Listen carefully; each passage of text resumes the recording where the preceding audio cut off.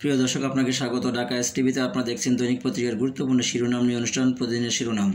আজ মঙ্গলবার 6 আগস্ট 2024, 22 শ্রাবণ 1441, 30 মহরম 1446। প্রিয় দর্শক, না টেনে পুরো ভিডিও দেখুন এবং চ্যানেলটি সাবস্ক্রাইব করে সঙ্গেই থাকুন।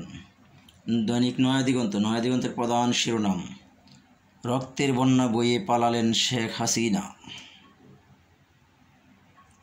জাতির উদ্দেশ্যে সেনাপ্রধান অন্তর্বর্তীকালীন সরকার গড়ে দেশ পরিচালনা।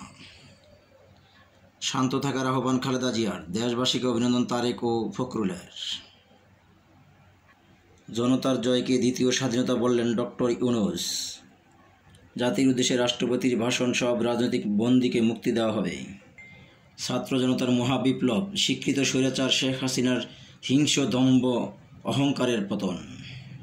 বিবিসিকে জয়, শেখ হাসিনা আর রাজনীতিতে ফিরবেন না।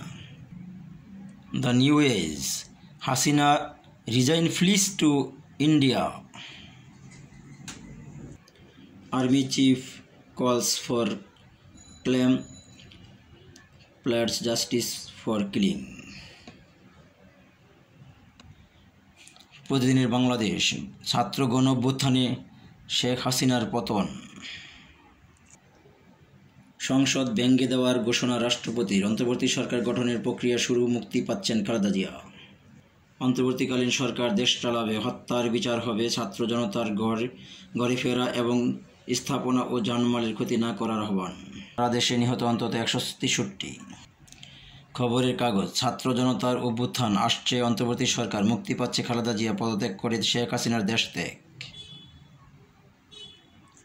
আজকের দৈনিক, দেশ ছেড়ে পালালেন শেখ হাসিনা, কি দেখল বাংলাদেশ, দেশের দায়িত্ব নিলেন সেনাপ্রধান।